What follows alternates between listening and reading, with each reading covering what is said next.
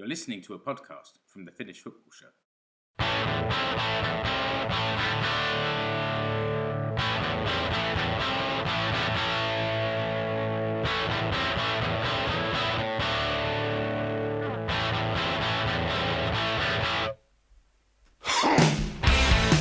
Yep.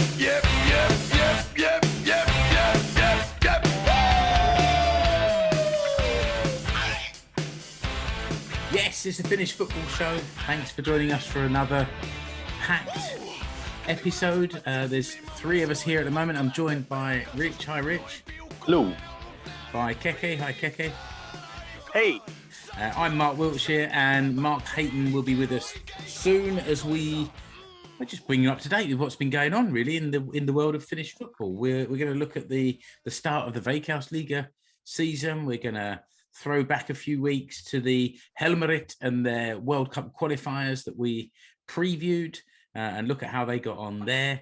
The Suomen Cup is not only getting to the, competitive stage, but it's also getting to the more manageable stage where there's not quite so many teams there and you can actually track your way all the way down through the fixtures. So we'll do some of that, and then we'll look at some current affairs in Helsinki, let's say that, regarding football and the two teams down there. But I think the referee's ready. He is. We're ready. Let's crack on by looking at the Veikkausliiga season. It's been going. Actually, the season's been going for a good few weeks now.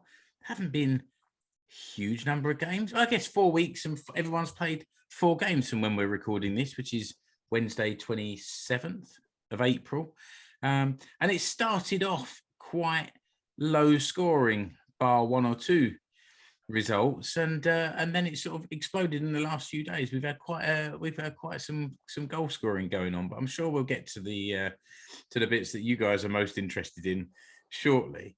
But Rich, do you want to take us back a little bit towards the start of the season?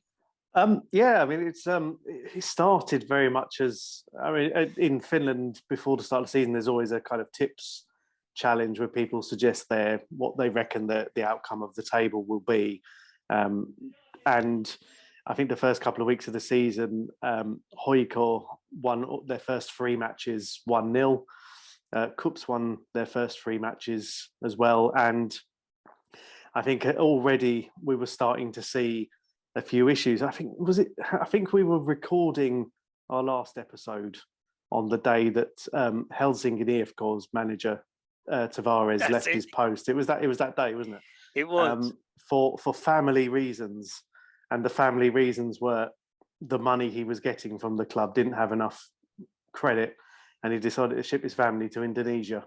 Yeah. So, but as we speak, after 4 games, they're rooted to the bottom. They have 1 point from 4. But HJK lost at the weekend to Inter 4-1, which was quite a surprise because Inter have always been a top half team. They won the title in 2008. They got down to the last game, a title decider 3 years ago. But I don't think anyone expected them to go and beat HJK 4-1, which is a bit of a surprise. HJK had, I think I worked it out, about 160 caps, Finland caps, of the players on their bench. They had Toivio, Purusori, Hostika, and their new signing, Perpa Hetemai, who's returned from Italy after, I think, 12 seasons in Serie A and B. And yes, it's really kind of livened it up, and it's nice to see again Cups top, 3 points clear after 4 games. And look at the Cups fan liking to see the rest of the field opened up by their nearest rivals getting a basting. Stop the count. Yeah, that's right. To be honest, there have been some surprises. Haka have won 3 of their first 4 matches. And Honka, who obviously did well in the Liga Cup, they have started. They've got 7 points from their 4 games. But we'll talk more about their excessive win against HJK on Monday night. They've been playing their home games in Helsinki, and this is the thing we've noticed in the first month of the season is that I think there have been, at the time of recording, 7 matches now that have been played elsewhere from the team's home stadium. So I think half of the league games have been played at the Bolt Arena in Helsinki. Indeed, yeah. And I mean, HJK hosted 2 matches in one day a couple of weeks ago. They didn't play in either of them. And that was one that I think had a snowstorm halfway through and had to be suspended. But yeah, Honka and HJK have started well, which is nice to see. I mean, Honka playing in Helsinki and still, I mean, there is now a legitimate reason for why their attendances are so dreadful. I think they're about 300. Has nobody told the Honka fans that the games are being played in Helsinki? Well, they didn't tell them they were being played in Espoo last season when they had 230 turning up. But tell people a little bit, Rich, about the Honka's home ground. What's the issue there? Basically, the pitch is dreadful. The stadium's not great. It's been in need of modernisation and everything. I mean, of course, Honka over the last 10 years or so have been through a lot of financial trouble. Essentially, they reformed 8 years ago now. I think they essentially went bust and went back. And this is why they're now known as Espoo Honka. Yeah, officially, yeah. And yeah, it's hard to tell why, because really, I think, again, they're a club with a lot of strong links in terms of youth football. Their women's team is doing quite well. But in terms of getting the fans to the games, it's hard to see really what the issue is. I mean, Espoo is like a big commuter suburb of Helsinki. So but it's also one of the more wealthy parts of Finland. Satu was saying the other day, she's like, it's a disgrace that Honka doesn't have a better ground when it's in such a sort of affluent area. I remember last season, I must have been the HJK away game there that I was watching on TV, and they were like tying up the holes in the net before the game, almost like with shoelaces, like you'd see in the park on a Sunday morning. Yeah, Honka marshes. Yeah. But, it's interesting to see that they're doing so well because they're not playing at home. They're playing the home games. I think they beat HJK and HJK, so they've won their air quotes home games, both in Helsinki. But it's been a lively start. We've had a couple of interesting. I mean, VPS played Lahti and beat them 5-0. It was Lahti's home game being played at VPS, which is just again what was going on there. But yeah, it's been an interesting time, and again we'll talk about Helsinki and the IFK. But yeah, and we have our resident HJK expert to tell us what's been going right there. Yeah, okay, so let's do that, because the season started quite well. We started with 2 home games, and I thought, great, we got home games against HIFK. I was confident we might get a result there, and then a week later against HJK. And there were some posters around town about, Stadi is coming to Seinäjoki and trying to whip the fans up into a frenzy. And then for the first home game, there were just over 2,000 there. And then for the second game against HJK, there were 2,300 there. And I think I shared some pictures in the Facebook group of the HIFK had sort of filled that little away corner section, and it looked awesome, and they made a good noise, and then they disgraced themselves by throwing flares on the pitch and whatever. But I don't know, I was really disappointed with the lack of people there. And what was interesting in those first 2 games is that HJK played well and played differently in both those games. So of course you're playing against a team from the top and a team that's sort of, as we're seeing at the moment, down at the bottom.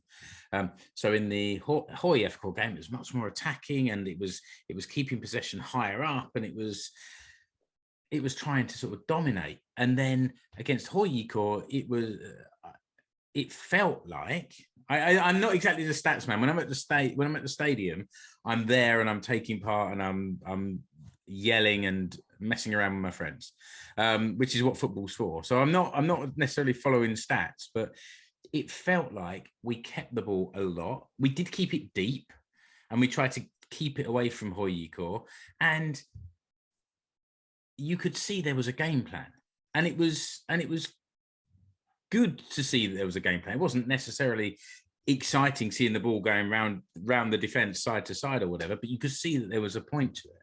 And we had a few chances. There was at least one brilliant save from the HJK keeper. And we lost 1-0, and it's like, okay, well, we don't always get much from HJK, so that's not a disaster. The performance was good. Let's go away to Cups and put in a show there. And didn't really. I mean, I missed the first half because I was seeing other football clubs at the time. But Satu watched it, and she said that we just weren't really there in the first half. And although afterwards she did say more to the point that Cups didn't let us play. So I think that's showing a difference in the two teams from last year. And the second half was better. We created a bit more, but never really looked like getting back into the game. I don't think.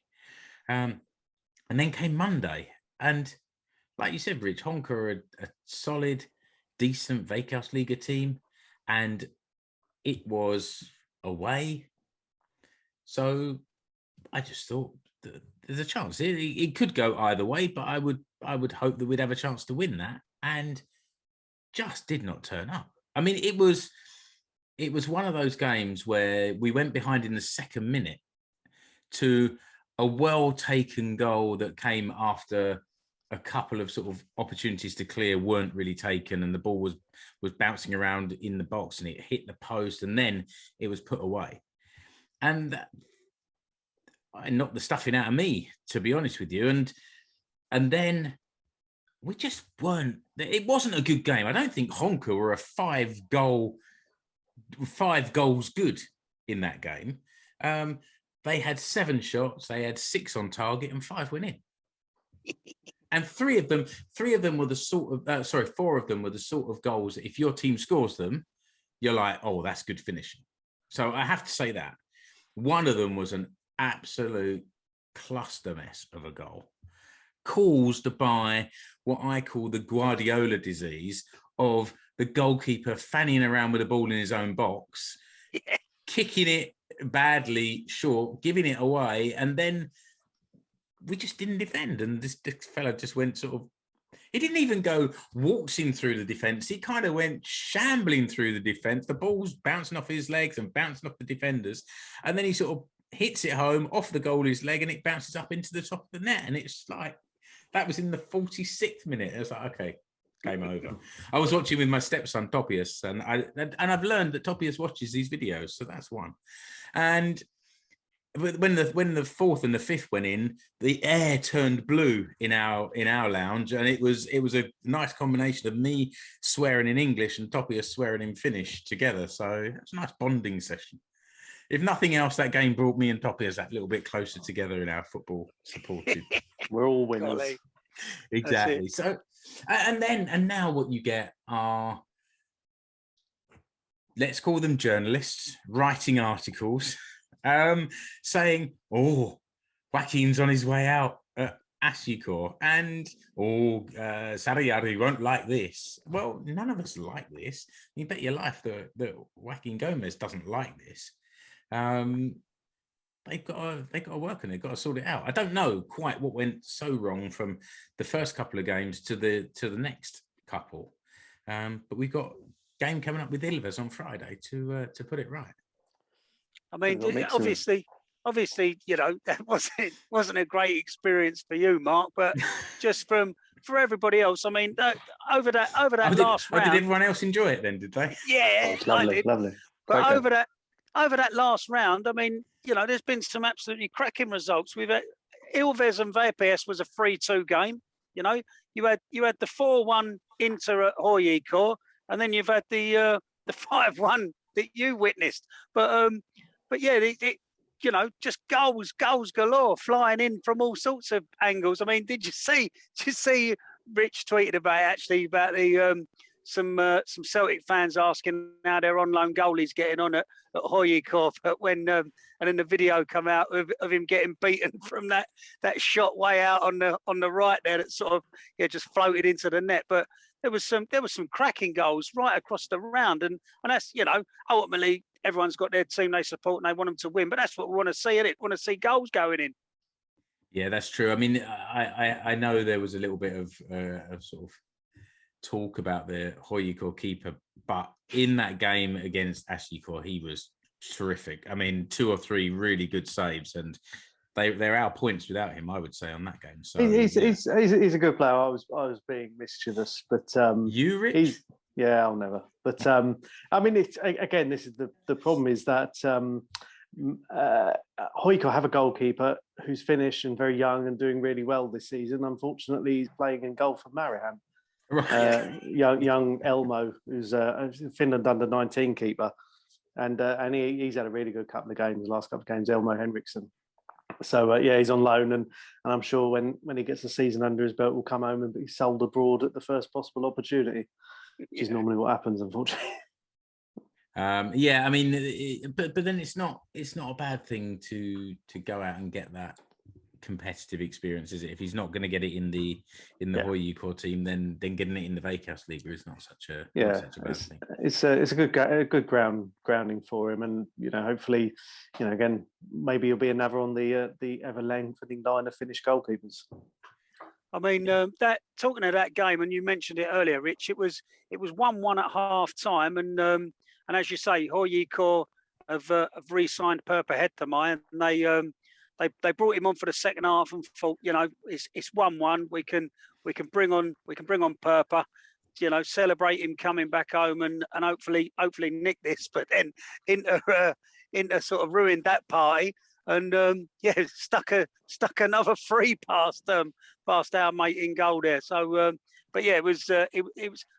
I've got nothing against HJK. I like them, but I just think it's good for the league. See a few of these mixed up results, and because after the first, we messed about chatting after the first round. It's as expected, but it's nice to see a few anomalies thrown up and the league getting a bit more competitive, I think. Mark H has just joined us. Hi, Mark. Hello. How are we doing?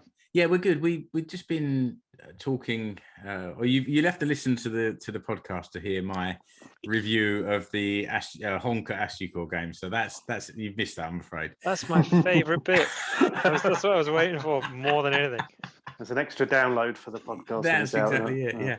Oh, we were just talking about HJK, and Keke mentioned that Perpa Hettämäki has come back, and I'm just thinking that because he hasn't played for HJK yet for some years, and he's now just come back to Veikkausliiga, we haven't talked about him much, and there's more people listening nowadays than there used to be. So maybe can you tell us a little bit what sort of player he is?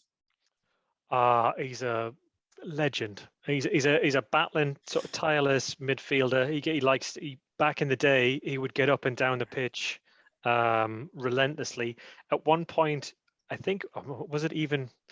I don't think it was the campaign when we qualified for the Euros. It might have been the one before. But he was the most fouled and most fouls or fouling player in the qualification campaign. So he was that kind of guy. Fantastic on the ball, really good close control, good distribution. Could be defensive. Also got forward quite well. I don't think he got as many goals as maybe he could have done. But then I think when he grew up, when he started coming into the team, he had Roman Yarmolenko ahead of him, Litti, Losa, so he didn't necessarily need to get forward. And I think it was, when he stepped aside, we all thought, Jesus Christ, how on earth are we going to replace Perpa? And I think at the time, that's when Tim and Glenn Kamara started to forge that partnership that was so effective.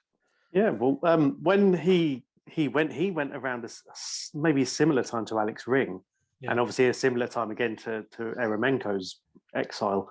So again, I mean, there's a variety of reasons, none of them really footballing or age related. I mean, Ring went because he was playing in MLS, Yarmolenko for the drugs, and Perpa went for. I think it kind of started when Kosovo became a team, and that was kind of the reason why he stopped playing for Finland, which is a shame. But I mean, he played. I think it was 300 games in Serie A across 8 or 9 seasons. And then even up until a week before he signed for HJK, he was still playing and starting in Serie B. I mean, he's 35, but to play at that level consistently.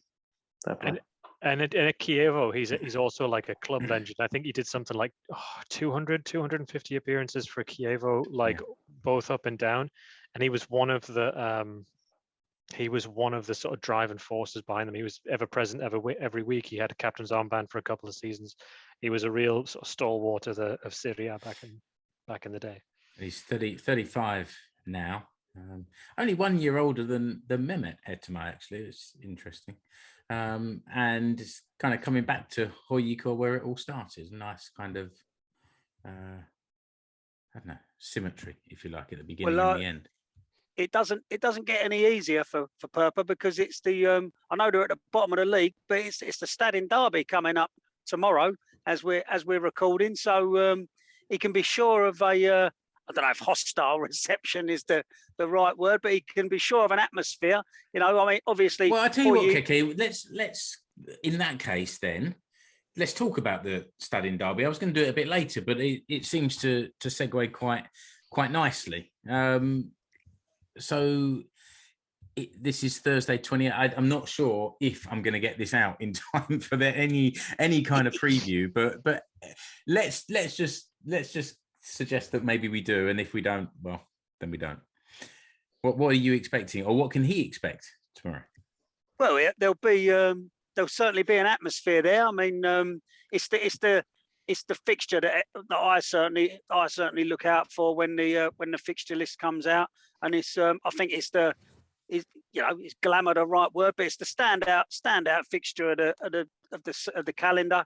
You know, the two Helsinki clubs going up against each other. The fans love to hate each other. They love to try and outdo each other with their pyro shows and their tifos in the stands. So we can expect some of that. And yeah, I know that HIFK are languishing down there at the bottom of the table at the moment, but they won't be going into this game tomorrow. Won't be going into it lightly. I'm sure they'll be fired up for it with their new manager as well. Wiltshire here with a half-time update from the Stadin Derby, sponsored by the 24 Pesula in Seinäjoki. HJK took a late lead in the first half with a goal in 45 plus 1 minutes from Tenho. I'll be back at the end with a full-time result. Yeah, exactly. What happened with their Liga Cup game back in February?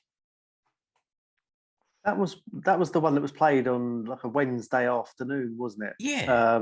What was the deal with that? What was that all about? I think again, when we're talking Liga Cup, it's I think there were a lot of conspiracy theories, like it's the fuzz and all that. But let's be honest, it's a municipal facility they have to hire, and it's probably it was the available time to hire it. Because it's an indoor event. It's an indoor arena in, I think it was February when that game was being played. And to be honest, this has happened before across Finland. I mean, at the highest level, you have to have clubs hiring halls to play cup games. It still happens now. When last season, I think it was in the Ukkonen, there was a game that was delayed by about an hour because the game, when they'd hired the pitch, the local authority hadn't painted the lines, so they had to call someone to come and paint the lines before they could start the game. So the game kicked off about an hour late. So this is where, I mean, I'm one for a conspiracy theory as much as anyone else, but it's it was literally logistics. But even so, there weren't many fans, if any, from memory. I don't think it wasn't particularly well attended for various reasons, and the fact it was on a Wednesday lunchtime didn't help. I think the Liga Cup is just sort of like that, though. It doesn't. I mean, you know, it is still that, you know, perennial pre-season tournament. Depending on whether you're counting it or not, that's when Roope Riski got, I think, his 100th or 200th goal of his career. But I think we had a discussion that maybe we don't count the Liga Cup, which means he's still got about 6 to go. Hey, if Pele was still playing, he'd be counting the Liga Cup. So he counted his goal in Escape to Victory. Exactly, he did as well. And Keke sort of alluded to that HIFK got a new manager. We mentioned before that the previous one lasted a game and then scarpered. Mark, Mixu Paatelainen is coming back to the Veikkausliiga. And again, same with Purpa Hettemai. Mixu's reign as Finland manager kind of ended just as we were starting this podcast. So, you know, we haven't really talked about him for years. What kind of manager is he? What kind of manager was he for Finland? And I guess then the second part is what do you expect from him in the Veikkausliiga now? Well, what kind of a manager is he? It's a very good question. He had a decent record in Scotland before he picked up the Finland job, and so he was one of the most sort of promising Finnish coaches that was out there when he joined the HJK. And then when he joined, he came in sort of proclaiming like he was going to transform Finnish football, because we'd had a series of foreign managers that hadn't understood the culture and didn't work out. I think did he come in after Baxter? He was most famous for developing, as Rich is sharing, the Christmas tree formation, which we did talk about at length for this. So I think if you go through the first 6 or 7 episodes that we did, it was just, Christmas trees. Why are we pumping long diagonals specifically to a formation that doesn't have any wide forwards? Hey, let's just set the challenge to Charlotte, who recently listened through all of those old episodes. Charlotte, tweet us and let us know what episode did we discuss this in detail. Yeah.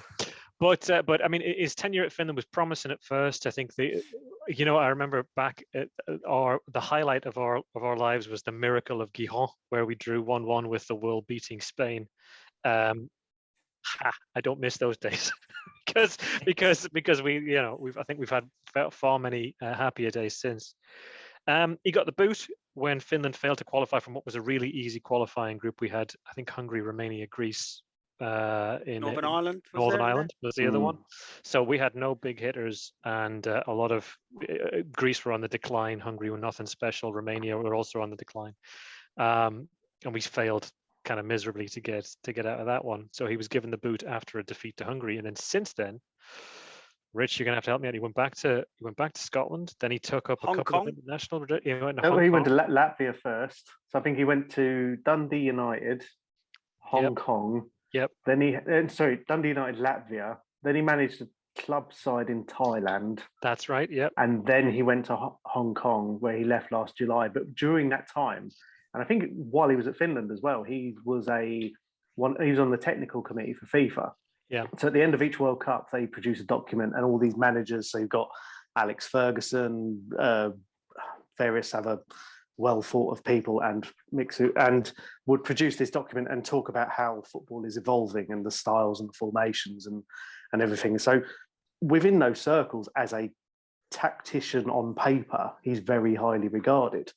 But yeah, he left Hong Kong in July, I think, after they lost their last couple of World Cup qualifiers. And it's kind of interesting to see him back, because he was on the books of HIFK as a very youngster, because his dad played there, and there's a lot of family connections there. So it'd be interesting to see, because he's not coached a club in Finland since, when did he leave TPS?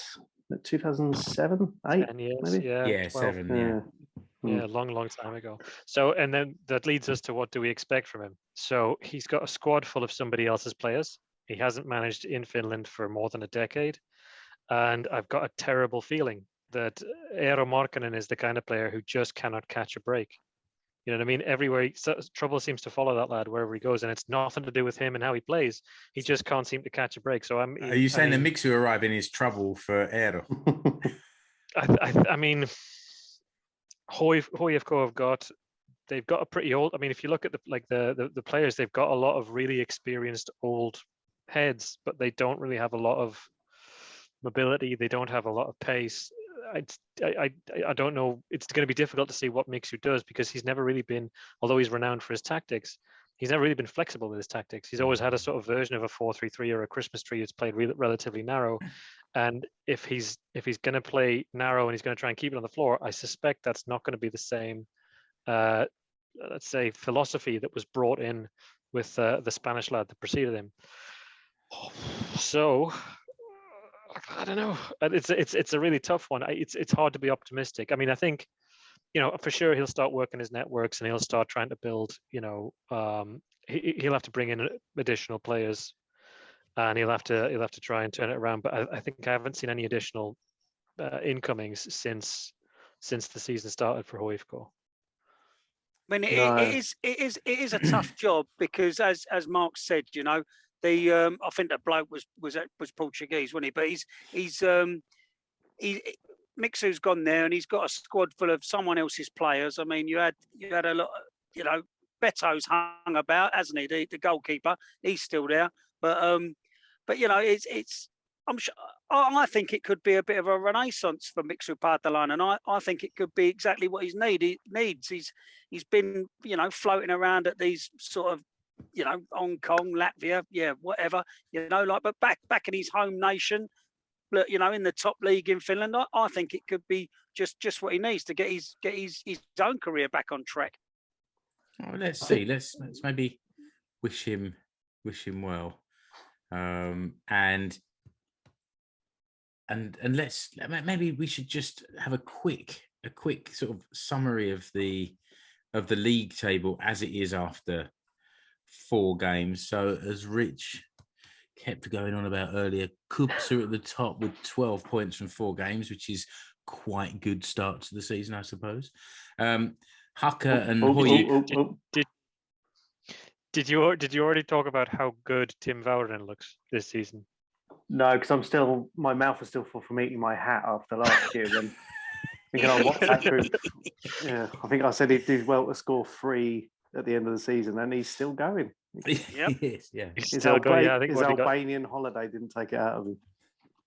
No, but he looks. I don't know if you've seen him, but he looks trim.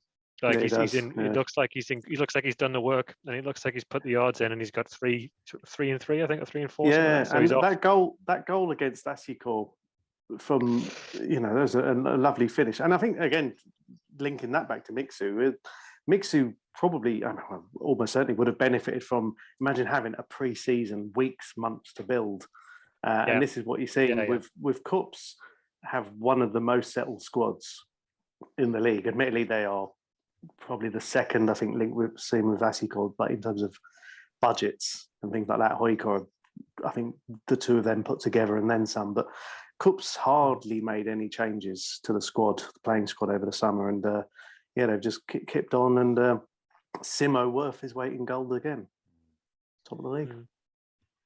In second is HJK and then HJK, both on 9 points, and the dreaded Honka on 7 and Inter on 6. I don't necessarily think we need to go through all of those, but it's starts to take some shape after 4 games. And we've got the leading goal scorer. So all of this tables and lists or whatever are in the show notes for this episode. So wherever you're listening or watching, there'll be a link just below, and you can see all this. But Michael Lopez from Oulu and Lee Irwin from HJK, both on four goals from 4 games so far, which is... I don't think anyone would have thought Lee Irwin, who I think left St Mirren in February and signed for HJK, I don't think anyone would have had him scoring 4 in 4, including the one last week was, I think it was a direct free kick against HIFK. He's come over and done well, and HJK are doing great. So onwards and upwards. Well, it has to be upwards for HJK. It can't go much lower so far. Let's have a quick commercial break. And lovely. So I thought while we were talking about HIFK, then we might as well go to the Finnish. Get one of those under your Christmas tree.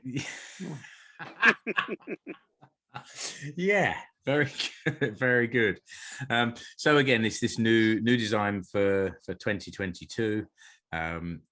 One for each team, and it seems like whenever we do a show and we highlight this to people, then they're on special offer. So it's $13. It's probably about €11 at the moment, if I'd checked. And as I showed last time as well, there's all these different styles. Let's have a look at.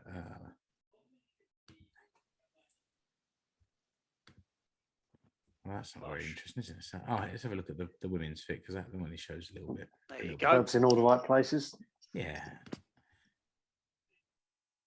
And there's one for a curvy fit as well. So there's all different types there, and they're on offer at the moment. And regardless of when you're watching this, there's every possibility that they'll be on offer then as well. So as well as that, we've got our Buy Me a Coffee. We've had another donation recently from someone who gets very embarrassed if we mention his name, so let's not mention his name, but thank you. You know who you are. Yep. And the donations there to the buymeacoffee.com, and links are in the notes. It just goes towards helping us run the show, all the kind of ongoing costs. So it's all gratefully received when you make a donation in there. Mark, do we have a sipuli this week? Sure. Yes, we do. Do you want attacking or defensive? Oh, let's have a defensive one this week. Okay, really simple. So Selkä or Varo Selkä is back, or watch your back, and that is a direct translation of something like man on. Yes. So if you're playing, there you go. If you're knocking it about and somebody shouts Varo Selkä, it means you're about to get hit. It literally means behind you. Like literally means like watch your back, doesn't it? Yeah, watch your back. Yeah, that's right. Yeah. Okay, very good. And we did that nice and swiftly. See, what the listener doesn't quite realise is how close we are to the second Champions League semi-final. And I can see the clock is ticking. So let's crack on with the second half. And I thought that we should look back at the World Cup qualifiers for the Helmarit and look forward to their upcoming games. So we previewed these. I think it was sort of at the beginning of April. They had two games. They played Slovakia on the 8th of April. It was a 1-1 draw away to Slovakia. And then a few days later on the 12th, they played at home 6-0 against Georgia. Now, I didn't see the Slovakia game because I can't remember exactly. So who watched it and who wants to tell us about it?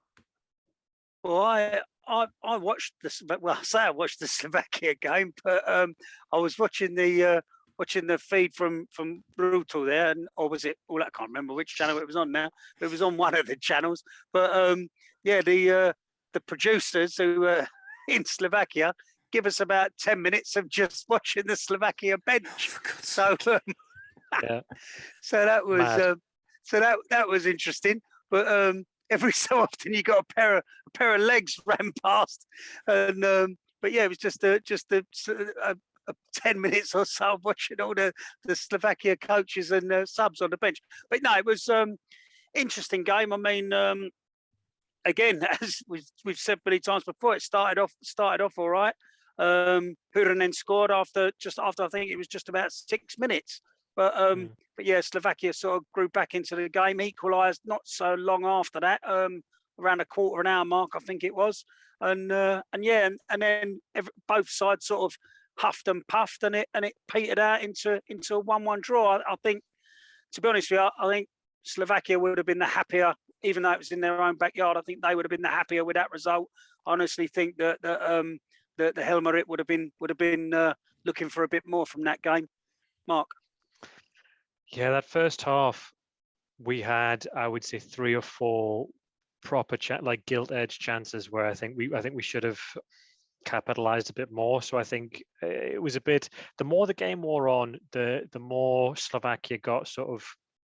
They I don't know. They seem to have a little bit more energy. They started to close us down a lot more. They got a bit more physical. They started to break up the game, and after they got the equalizer, they were relatively happy with a point. You know what I mean? They were sort of thinking, okay, we've come away for the trip, or we've got Finland, who are one of the favorites to go somewhere in the group, so we'll just stick with that. And we just seemed to run out of legs a little bit towards the end. So it was a bit of a shame, because after sort of first 10 minutes, we were messaging about it. Keke, we were thinking we're gonna have one here. We're gonna, this could be a nice easy day for us, but we just couldn't capitalize, and I don't know, got punished for it. Yeah, I mean, Anna Signal, she went with like a pretty tried and tested sort of starting 11, and we'll come on to the Georgia game. And I know that we know about Georgia. They're not the greatest side out there.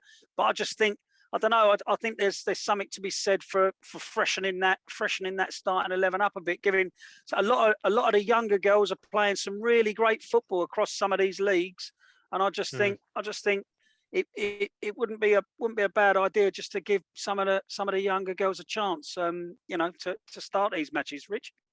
I think there was after the Slovakia game and in the build up to the Georgia match, there was a lot of talk around how in the last 3 or 4 years that squad and that kind of spine of the team, the kind of first choice 13 or 14, have been very, very consistently picked. Very few faces have come in. I guess Amanda Rantanen is probably the only one who's really got into that starting side. And even though she's not a regular starter, but there's very little churn. People are racking up. I'm saying this is to the detriment, many caps.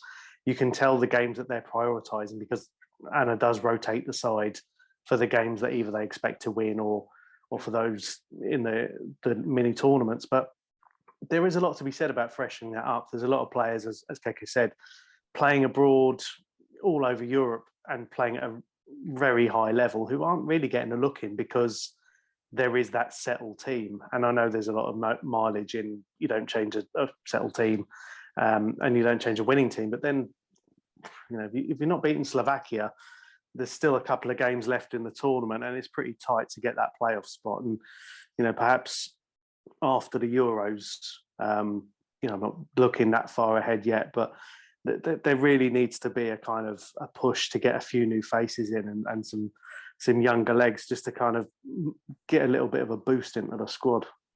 Those Euros are not so far off now, are they? So maybe that's a natural kind of watershed. You build up to that and then afterwards there starts to be a change, I suppose.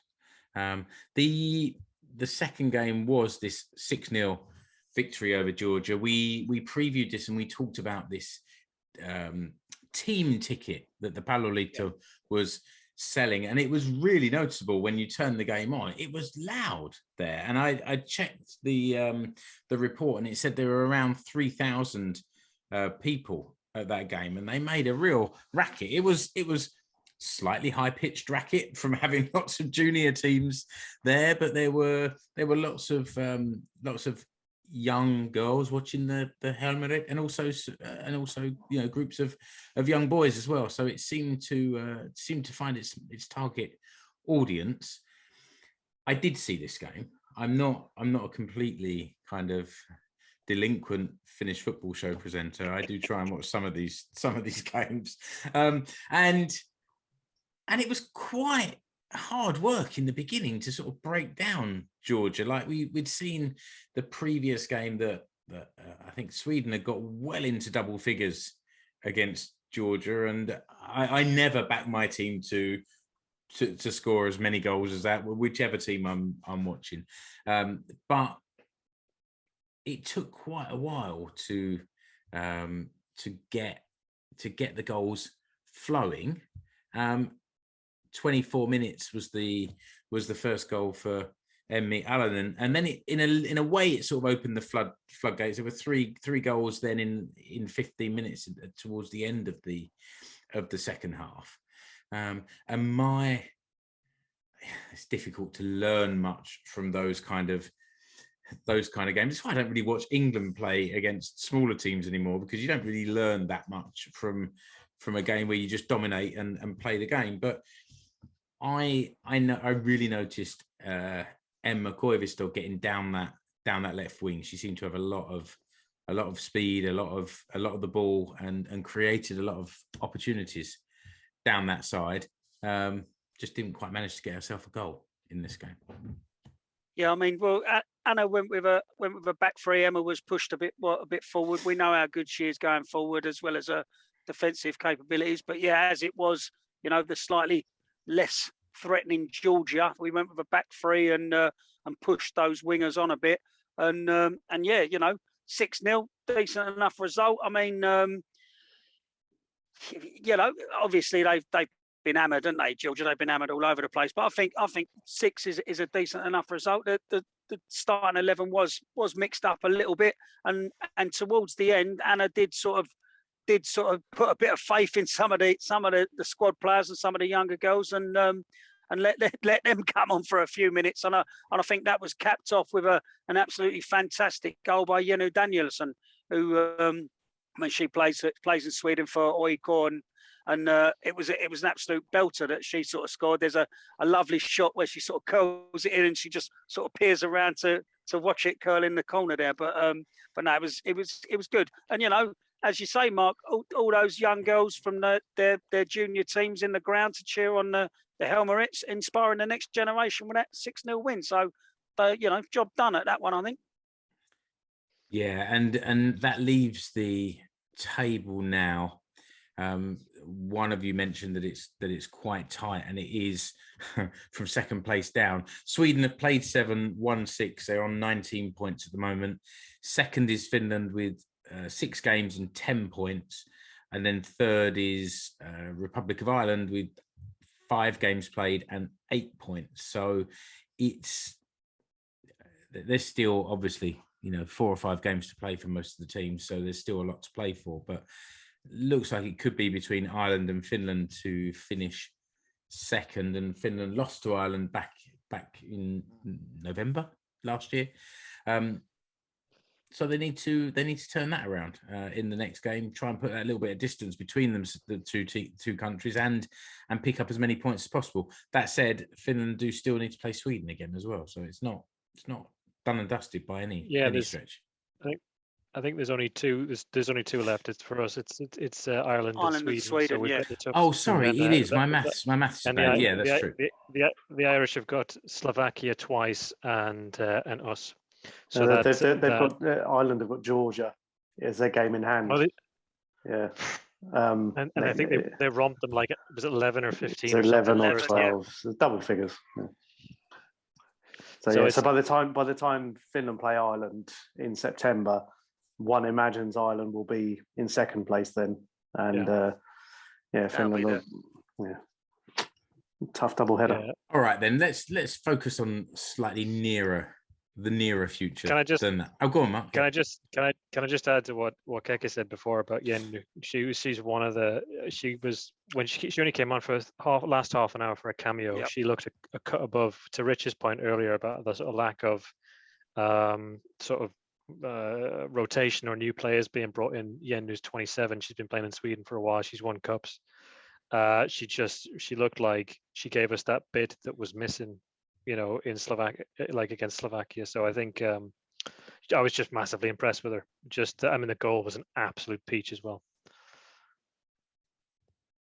Very good. And we've mentioned already the European Championships are coming up, Euro 2022. There's been some really positive news about ticket sales for the Euro 2022.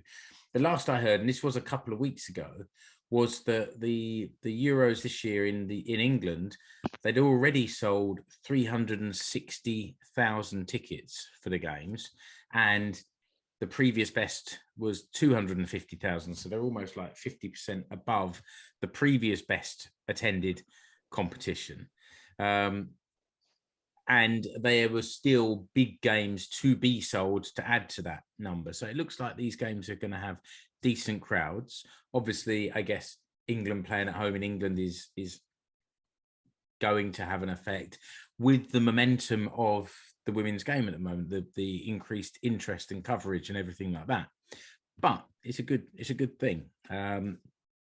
Finland have got 3 games. They're all played in Milton Keynes. Some of us will be going. Some of us will never step in that stadium for as long as they live. And it's lucky that I don't live in that country and I don't have to make that choice. It's been made for me. And actually, when those games are going on, my parents are over here visiting him here, so there's not even the slightest temptation. But Finland have got one sort of warm-up game before then, towards the end of June, with a game against Japan in Turku. Yeah, I mean Japan are a decent outfit in the women's game, so that'll be a that's not a bad test, not a bad marker to get them ready for those tough 3 fixtures in the Euros. But yeah, myself and Rich will be there supporting them, cheering the girls on. So we're looking forward to it, mate. Yeah, and again, like I said, the interest is there. Free games, as I say. Unfortunately, all in Milton Keynes, so we'll do the Superman 4 tour while we're there. But then, like say, the final at Wembley is sold out. The England's opening games at Old Trafford, which is also sold out. Which I think the two of them together is about 160 odd thousand tickets. Yeah. So, it'd be good to see, and I think by then I'm sure the tickets will ramp up, and a bit of interest. It'd be nice. It's been building up for a while, and Finland qualified. God, it feels like ages ago now, doesn't it? And so just to remind the listener that those 3 games are against Spain on the 8th of July, Denmark on the 12th of July, and Germany on the 16th of July.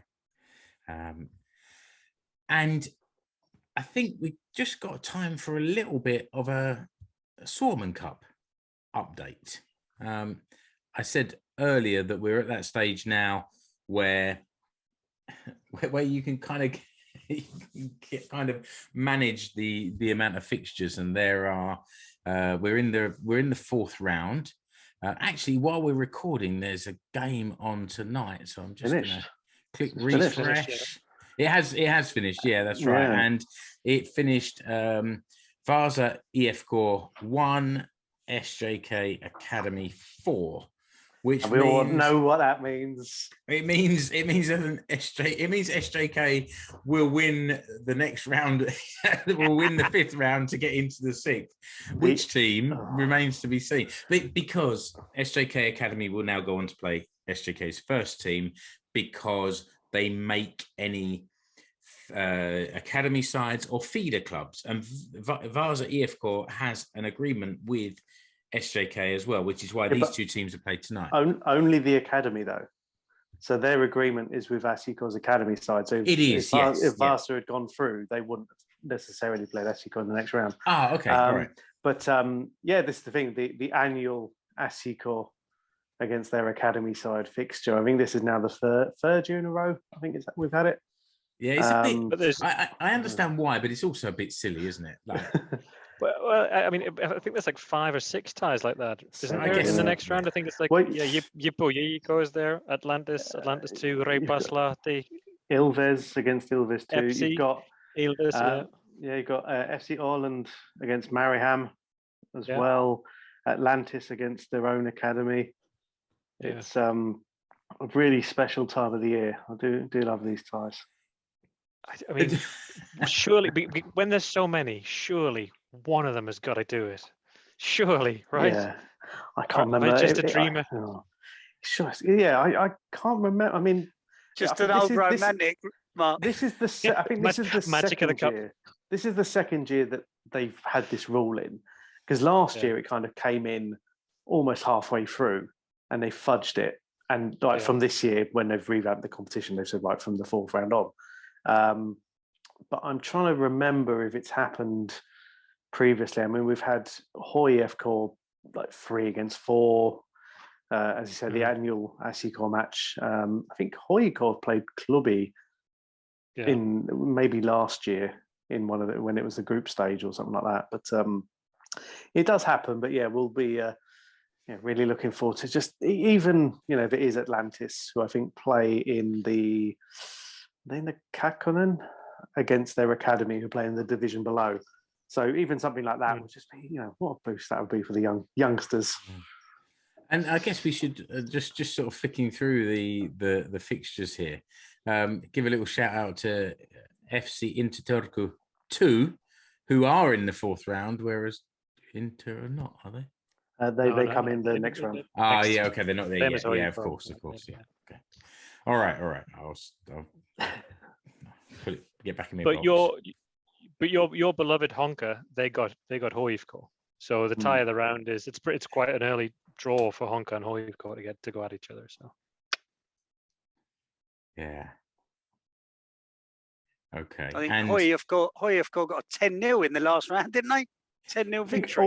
I think all the 6 clubs who played in the last round, I think they all won to 0. And I think the combined total of goals was about 40, 45. And yeah, because they all played away. Because oh no, that wasn't true. Because HJK conceded 2, didn't they? Letting the side down again to Apollo. No, that wasn't. Hold on a minute. My mistake, KPV. Now, I did get to the bottom of this, actually. The Apollo FC is affiliated to HJK Juniorit Association, which is not exactly... The People's Front of Judea. Basically, yeah. I mean, obviously, the juniors from the HJK juniors do have a pathway into the HJK themselves, but it is a separate organisation. But that's why Apollo has this HJK. It's never mentioned. I didn't know that until official Palolito listings came, sort of showed that connection. So they did. Having thumped the team in the previous round, they then came up against KPV from Kokkola, but then they couldn't use their best player, who was the manager of the team they lost to. Well, yeah, that's true. And I get the feeling that nobody had really thought about that until we mentioned it, because it took a very long time. I didn't really get an answer about whether he would play. And then there was an announcement like, oh, he's very proud to manage against the team he plays against. And that was about the only thing I saw. And he was still in the WhatsApp group, so he knew what the lineup was and he knew what the tactics would be. Somehow, I doubt it would have made such a difference, to be honest. But Apollo scored the goal around. It was a nice goal from Mika Oyala's free kick. Yeah. It was. It's a very Pyrrhic victory, though, to score the best goal and then go out umpteen to 2. He was the tallest midget. Yes, he truly was. So we've got the 4th round to play, and then the 5th round is when those teams that are in European action this year then come in. Drop in, Yeah, and then that's it. There's no more drafting in at later stages or anything like that. No, you never know. Just put the Palolito might get bored and start shuffling, bringing in, just throwing a group stage. Fights to the death. Yeah. Okay, so with the final scores from here, the Laundrette of Dreams, I can confirm that it finished HIFK 0, HJK 2, in front of an incredible crowd, 7,100 there down in the Bolt Arena. And the second goal was scored by Radlovic Samukovic. So thanks for the nice, easy pronunciation. I'll hand you back over to the other boys to say goodbye. Rich, thank you for today. Good to see you. See you again soon. Kiitos. And Mark, thanks again. See you soon. Tack. And listener, thanks for joining us until the next episode of Finnish Football Show. Goodbye. You've been listening to the Finnish Football Show. You can find us online at finishfootballshow.com. Remember to subscribe to the show wherever you're listening or watching. You can follow the Finnish Football Show page and group on Facebook and on Instagram. See the links in the episode description below. You can also connect with the 4 hosts on Twitter, at Explore Finland, at FC Suomi, at Escape to Suomi, at Keke Mark H. Links to the Finnish Football Show merch stores are also in the episode description.